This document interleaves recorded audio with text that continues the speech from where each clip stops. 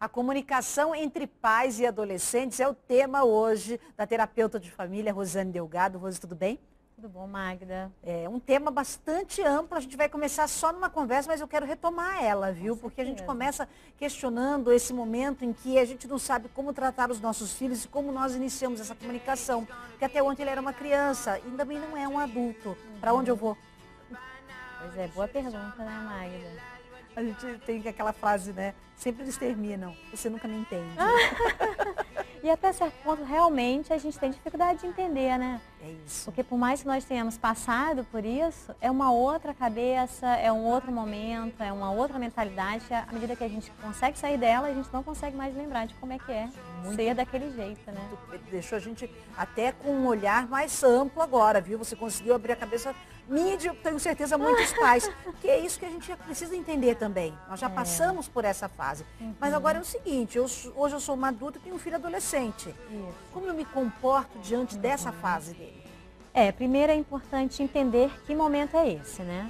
Bom, esse adolescente muitas vezes ele causa um impacto nessa família em função dos seus comportamentos, das suas atitudes, muitas vezes questionadoras, hostis e instáveis.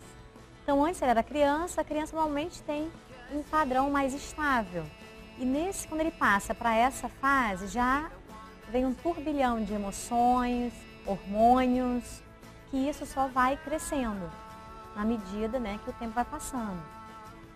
E o resultado disso se reflete no comportamento e na relação com as pessoas, né? Isso faz com que a gente comece a pensar também numa outra situação, né, que são os ruídos. Os ruídos que acontecem nessa comunicação. Da onde eles surgem e como saber, como identificá-los. Porque eles estão aí. A gente sabe que existe de comunicação para comunicação. Bom, esses ruídos acontecem exatamente porque o filho, normalmente, ele vai fazer o quê? Ele vai questionar e vai estar contestando as regras que os pais colocam. E os pais, por outro lado, porque ainda não estão habituados com essa nova versão do filho, vamos dizer assim, né? Eles têm uma certa resistência até ele conseguir se adaptar com esse novo momento, não é uma coisa tão rápida, né? E aí entra a história do ruído, quando você me diz alguma coisa como adolescente, eu como pai estou interpretando de outra. Isso, aí começa a ter, na verdade, os conflitos em razão desse descompasso desse momento, né? Então a família ela vai necessitando fazer um ajuste de papéis, né? Aquela criança que não é mais criança, que é um adolescente, que não é um adulto ainda, ele vai ter que ir se ajustando. Os pais se ajustando também a ser pais de um adolescente, não mais de uma criança. E a dinâmica interna daquela família também vai mudar. Então o reflexo é em todo o movimento que envolve aquela família e a interação daquelas pessoas. Hoje nós temos formas de aprimorar essa comunicação, né? Se ela está num momento mais grave, eu acredito que é a procura de um profissional, né? Mas assim, para os pais de uma maneira em geral que tem essa dificuldade de comunicação. Primeiro é importante entender esse processo, como é que ele funciona, essa fase. Na verdade a gente vai reaprender, né? Só que agora olhando para um outro ângulo, agora na condição de pais, né? Então na hora que você tem dentro de casa um adolescente, você vai precisar, na verdade, fazer movimentos diferentes. O que movimentos são esses? Ter uma escuta, assim, muito importante, ouvir esse adolescente, não só as coisas sérias, mas as bobagens que ele fala também, e não adianta fazer aquela cara, né? É importante acolher, porque também aquilo vai passar, é uma fase, é um momento, é uma visão limitada. Essa fase, ela acaba criando um certo conflito, vamos dizer assim, porque normalmente o adolescente ele é dramático e extremista. E são características não são tão fáceis de você lidar, né? Esse tipo de característica. Mas na condição de pai e mãe, que conhece, que já tem mais ou menos a noção do seu filho, e ele identifica, né, essas características que ele vai se manifestando, então vai ajustando. Uma outra dica seria o seguinte: valorizar tudo que ele fala, no sentido de mostrar curiosidade e interesse. O adolescente adora isso.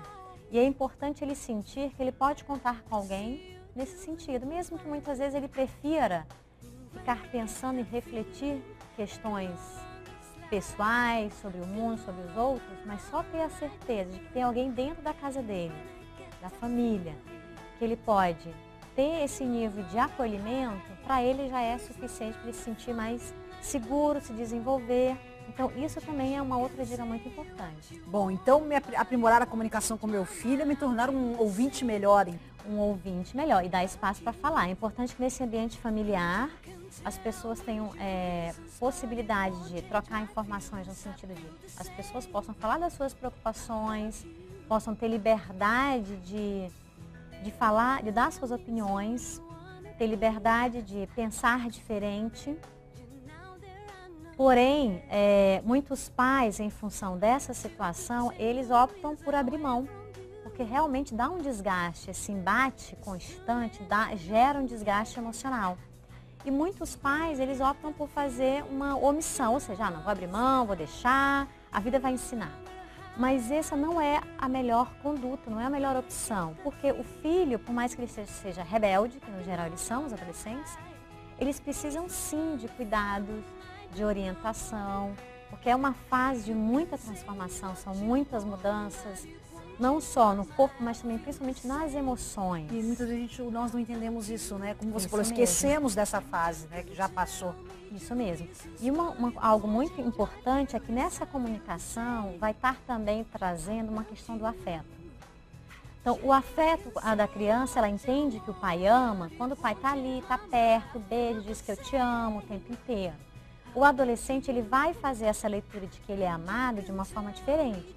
Quando esse adulto, ele tem interesse pela criança, ou por ele, né? Por esse adolescente. O pai tem interesse pelas coisas dele, faz esse acolhimento, quer saber sobre a vida dele, quem são os amigos, o que ele está fazendo. Então, essa proximidade de comunicação também a gente pode chamar que é uma proximidade de afeto. Isso melhora a comunicação, consequentemente. E as relações. Essa fase adulta, essa fase adolescente, a gente pode contabilizar até quando? Diz que tem adolescente até... Olha, Magda, atualmente tem uma condição de adolescência prolongada. Isso não é legal. É uma tendência que tem hoje, porque na verdade são vários fatores envolvidos, né? É difícil da gente dizer, porque também envolve questão financeira, econômica, social, a dinâmica das famílias também estão diferentes, então as famílias estão preferindo que os filhos fiquem mais tempo em casa, que eles se estruturem, que eles se organizem para quando sair de casa ele já tenha tudo isso montado para ele não precisa imediatamente se lançar na vida.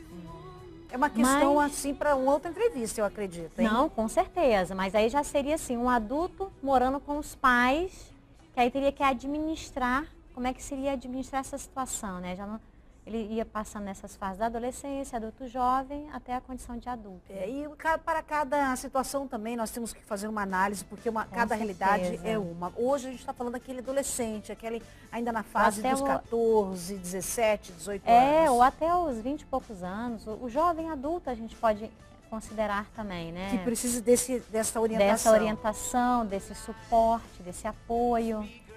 Existem formas, então, de a gente evitar uma comunicação falha e otimizar essa comunicação. É isso? Isso.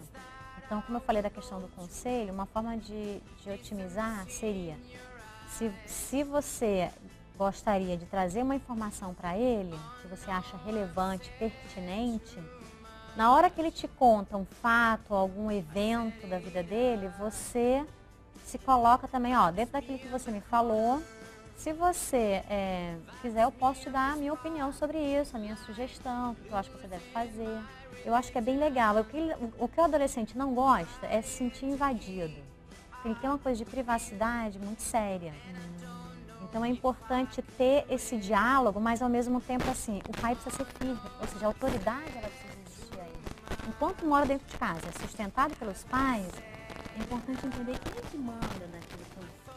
Que dá as rédeas da situação. A gente pode conviver em harmonia, civilizadamente, mas o pai ou a mãe é aquela pessoa que ainda dá aquela orientação naquele momento. Mas eu fico às vezes pensando, né, nessa condição dos pais de uma maneira geral, que tem que meio que andar numa mina, né? Um campo minado em relação aos seus adolescentes. E isso inclui o que você acabou de falar agora, respeitar a privacidade e ao mesmo tempo ter autoridade sobre os seus filhos. Um ponto de equilíbrio estaria onde? A questão é a seguinte, primeiro entender como é que é esse adolescente e como é que é o adolescente como um todo e o seu filho, aquele que está dentro da sua casa. Uma coisa também que é super importante que o adolescente valorize é a questão territorialista.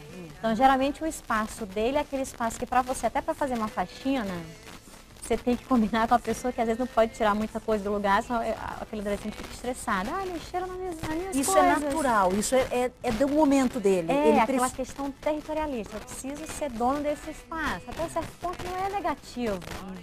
Mas aquele pai, aquela mãe, ele precisa ter de algum modo uma entrada. Tem que ter algum tipo de possibilidade de entrar naquele ambiente. Nem que ele seja assim, posso ir lá pegar no seu quê?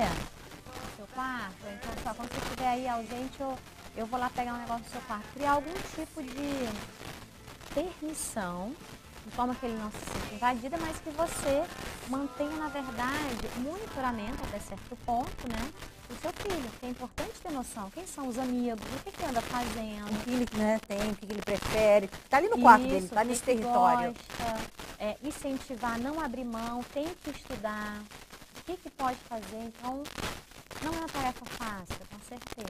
É uma tarefa difícil, mas é possível se conseguir. Eu acho que sim. Eu acho que a tua participação no programa vem para colaborar com isso, para trazer pelo menos uma luz para alguns pais que estavam numa imensa dificuldade nessa comunicação. Porque para alguns pais existe uma facilidade, até pela condução da educação que ele deu ao filho. E para alguns pais existe uma dificuldade, talvez pelo momento, a nossa sociedade é de pais mais ausentes. E a gente vai entender também que existem tipos de famílias diferentes. Uma família que é mais aberta, ela permite esse diálogo e esse movimento harmônico da mudança. Então, ela vai ter o conflito, mas eles vão rapidamente se ajustando. Quando é uma família que tem uma estrutura mais rígida, em termos de relações, em termos de estrutura, aí realmente ela passa por uma dificuldade maior, leva um tempo maior, Isso considerando uma perspectiva positiva. Tem casos que realmente às vezes acontecem coisas que poderiam ser evitadas. Por isso que muitas vezes é importante. Está tendo dificuldade, o pai está se sentindo rejeitado pelo filho, está angustiado, que não está conseguindo ajudar, não está conseguindo ter acesso, procura a ajuda de um profissional. É muito importante isso, porque ele vai ajudar a entender a fase, a entender quem é aquela personalidade, para poder otimizar e essa fase ela ser superada rapidamente. E até de repente desdramatizar, Porque a gente dá um grau aí, um pouco de dramatização em cima da conversa com os filhos. É verdade. Então, às vezes, a resposta não é de você não me entende, não é só do filho, é dos pais também. Então, para que você possa acompanhar mais o trabalho da terapeuta de família Rosane Delgado, nós temos um blog. E nós temos a nossa página do Facebook também para você entrar em contato. Esse é o blog onde normalmente ela deixa todos os seus artigos, as nossas entrevistas também. E a nossa página do Facebook para que você possa entrar em contato e de repente deixar uma solicitação. Então até o próximo encontro. Obrigada, Magda. Daqui a pouquinho, depois do nosso intervalo, tem mais Foz Mulher para você. Até já.